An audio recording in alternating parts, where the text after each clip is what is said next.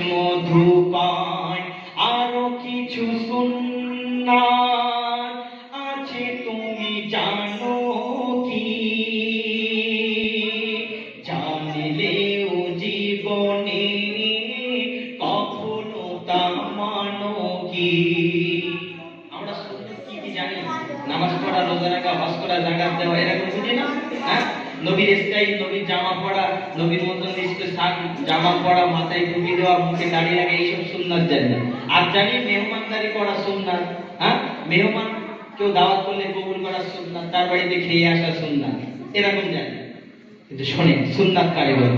সুন্নাতি নয় শুধু দাওয়াতের মেহমান, সুন্নাতি নয় শুধু খাওয়া শেষ মধুপান, আরো কিছু সুন্নাত আছে তুমি জানো কি? জানলেও জীবনে কখনো তা মানো কি? সুন্নাত শুধু নয় জালিমের সহায়ক, আর সুন্নাত হলো উহুদের প্রতিরোধ। আরেকটু জোরে হয় না? সুন্নাত নয় শুধু নির্জনে থেমে যাওয়া,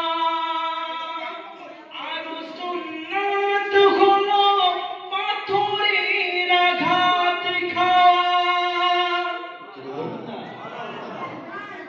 মনে করবেন নির্জনে ধ্যানে যে মসজিদের গহীনে শুধু জিকির ফিকির করবেন, এটা সুন্নাত শুধু ভাববেন না।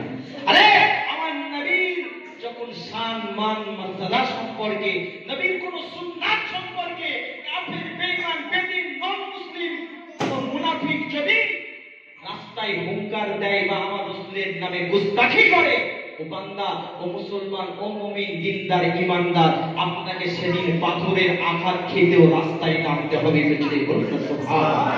এই কথা বুঝতে পারছি? তাই কবি লিখছে, সুন্নাত নয় শুধু নির্জনে থেমে যাওয়া, আর সুন্নাত হলো পাথরের আঘাত খাওয়া। মুহাব্বতে তার সুদিনের সাথী তুমি, মুহাব্বতে তার সুদিনের সাথী তুমি, দুর্দিনেও তার পাশে থাকো কি?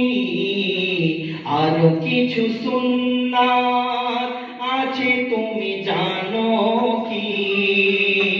জানলেও জীবনে কখনো তা মানো কি? সুন্নাতে নয় শুধু দাওয়াতের মেহমান, সুন্নাতে নয় শুধু খাওয়া শেষ মধুপান, আরো কিছু সুন্নাত আছে তুমি জানো কি?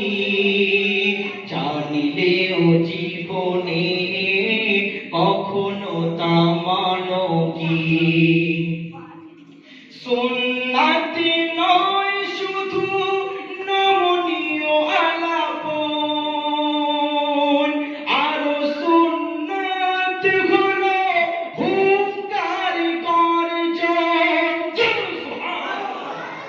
নবীর নামে যদি কেউ কথা বলে, আমার ধর্ম ইসলাম নামে যদি কেউ কথা বলে, আমার ধর্মে কোনো হুকুম আহকাম সম্পর্কে যদি কোনো কাফির, বেঈমান, বেদীন আমার ইসলামটাকে ছোট করে, সেদিন আপনার আমার নমনীয় আলাপনের সাথে সাথে আল্লাহ জাতিবাদের কসম নিয়ে ইসলামের জন্য ময়দানে মেহসানের মতো কাফনের কাপড় পরে রাস্তায় নেমে হুঙ্কার গর্জন দেওয়াটাও ইসলামের জন্য সুন্নাত। এটা জোরে বলা যায় না? আর একটু জোরে হয় না? সুবহানাল্লাহ। আরে আপনি কোনো অসুবিধা হচ্ছে না? আরে এইখানে ছেড়ে দিয়ে দোয়া করে দিই।